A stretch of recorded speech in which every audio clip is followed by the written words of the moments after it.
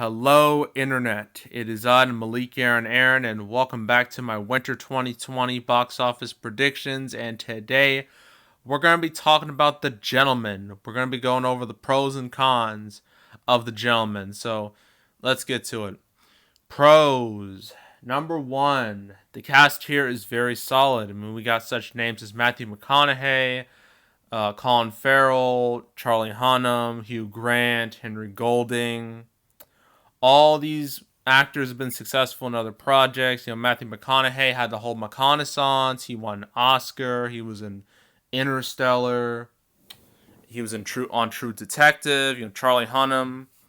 Everybody knows him from Sons of Anarchy. And he was in The First Pacific Rim, a movie I love a lot. Henry Golding was in the highly successful Crazy Rich Asians. Colin Farrell was in... I'm trying to forget. I know he had a standout role in Horrible Bosses, and he was in Fantastic Beasts, and he's about to be in the new Batman movie as the Penguin. For those of you who don't know, you probably know that already.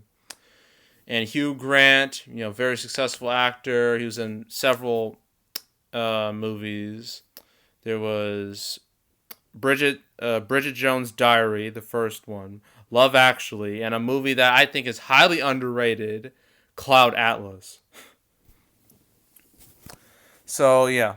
All these actors that I just mentioned are all successful, all recognizable from other projects, and although their individual box office track records aren't the greatest, and trust me, we're going to go over that when we get to the cons, but I feel like this is going to be a Knives Out type situation where, sure, like, if you look at all these actors separately, they're not very strong. But if you put them all together, it's much more appealing. And it worked out fantastic for Knives Out, and I think it will work out here too. So that's pro number one. Pro number two. The reviews for this movie are very solid. I mean, they're not amazing, but they're still very, very solid for January because everybody knows the standards for January movies are not very high. So the fact that like a good movie in January is the equivalent of like an amazing movie during, you know, like award season. So yeah, the reviews will help The Gentleman. I heard like audience reactions are pretty good too. So that will always help. It will always help you if the audience likes it. So that's pro number two. Pro number three. Let's be honest. It's a very slow weekend. It's pretty dead. Not much is going on. I mean, Bad Boys for Life came out last weekend, destroyed all expectations, and I think with the exception like that and 1917, there really aren't too many options left. So if people are just bored at the house, they have nothing better to do, then I guess The Gentleman is really their only option if they want to see, if they really want to see anything. I mean, honestly, I think they'll probably just wait until something more interesting comes out, like, I don't know, Birds of Prey or Sonic the Hedgehog or, I don't know, what else? Man, February is kind of bleak. Well, okay, bleak's not the right word. It's slow too. Anywho, yeah, I think the lack of like big movies right now will definitely help this movie. And another pro is that Guy Ritchie is the director here. He directed and wrote and produced this movie, Triple Header. And you may know him for a couple movies. He did the Sherlock Holmes movies with Robert Downey Jr. Both were very successful. He is well known for his crime movies, particularly a movie called Snatch, which introduced the world to Jason Statham. So that was nice. And very recently, Guy Ritchie directed although well, it wasn't well received, but it was still highly successful, and that movie was the 2019 Aladdin. That movie made $1 billion, so I mean, that looks good on anybody's career. So now I'm not saying the success of Aladdin is gonna help this movie. Probably not, because Aladdin and The Gentleman, like, why on earth would you compare the two? But I mean, it doesn't hurt to have a big hit, on your resume. It doesn't. So yeah, that's all the pros I can think of. Cons, it's quite a bit, actually, way more than I thought. So Guy Ritchie. I mean, I just said, oh, he had successful movies like the Sherlock Holmes movies and Aladdin and stuff. Well, he's also had some duds on his resume too. Oh, wait a minute. I'm looking this up on a separate screen. He did Swept Away with Madonna. He, wow, he directed it. I didn't know that. And if you didn't know, Swept Away is considered one of the worst movies of all time. So that's not good. But that movie was so long ago, it's irrelevant. But, in recent times, other than Sherlock Holmes and Aladdin, his track record has not been the greatest. He did The Man from U.N.C.L.E. in 2015, despite starring, Henry Cavill and Armie Hammer. That movie was a bomb. It made no money. And then, literally after Man from U.N.C.L.E., Guy Ritchie made the A-bomb of his career, and that movie was King Arthur, Legend of the Sword. Warner Brothers thought it'd be a brilliant idea to make that, to, make a $175 million King Arthur movie, even though no one in the modern age cares about King Arthur all that much. But they wanted to do it anyway, and it was released, and it was one of the biggest bombs ever. And it didn't even make more than its budget. So, like, Jesus Christ. It's amazing he got the Aladdin gig after King Arthur. Because if I was, in Hollywood and someone suggested, oh, you should get Guy Ritchie, to make your movie, I'll be like, no. Because, King Arthur, yikes. Speaking of King Arthur,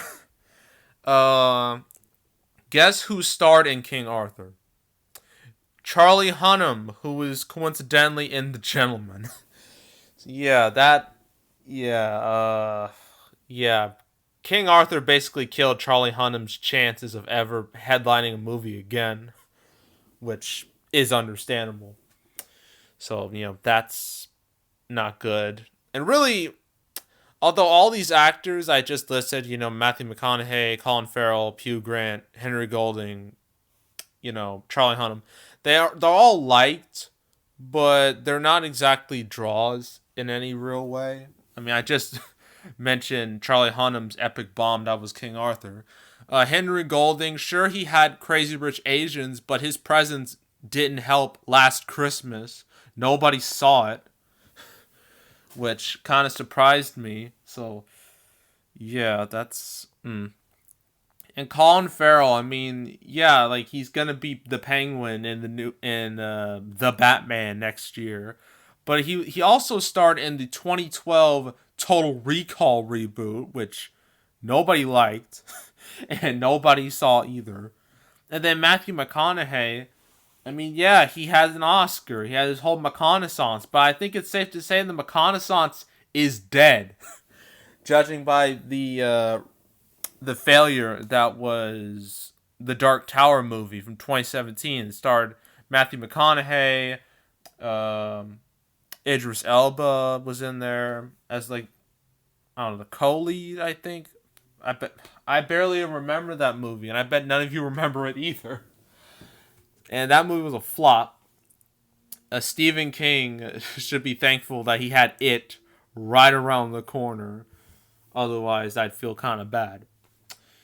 But, yeah. And Hugh Grant, he hasn't starred in a big movie in quite a long time. So, yeah, that's not good. I mean, granted, Knives Out, Daniel Craig, Chris Evans, Jamie Lee Curtis's, Michael Shanton's, all their track records weren't the greatest either. But yeah, I mean, it's I don't know what to say. Yeah, like all their track records as they stand, they're not very good in the grand scheme of things. They're just not. So I don't think again, like if this movie just starred Matthew McConaughey or just starred any of these guys, it wouldn't do well. But if you add them all together, it's a bit more appealing. But anywho, let's just skip to the end. Opening weekend. Oh, another con I forgot to mention. This movie isn't exactly opening wide. Styx Entertainment, who's distributing this movie, they haven't been pushing it very hard. I don't know why. I mean, like, they don't have anything big coming up recently, and yeah, I don't understand why they would.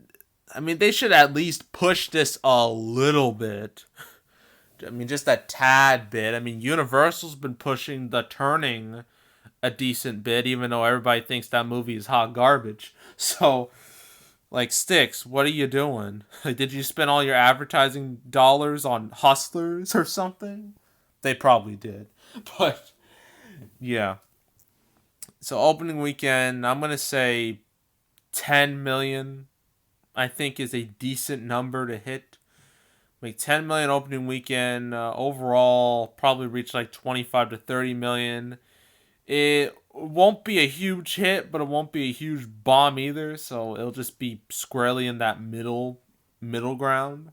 So that's good, I guess.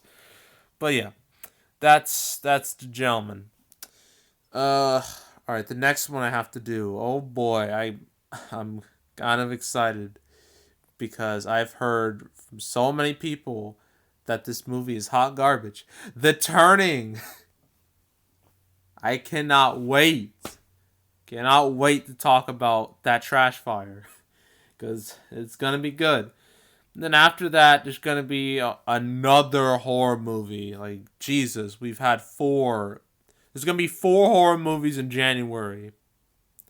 Like, isn't that ridiculous? So yeah, Gretel and Hansel in the rhythm section. Then after that, Birds of Prey, and then Sonic, Downhill, Fantasy Island. Downhill is a great word to use for the next few weeks because everything's just going to be going downhill.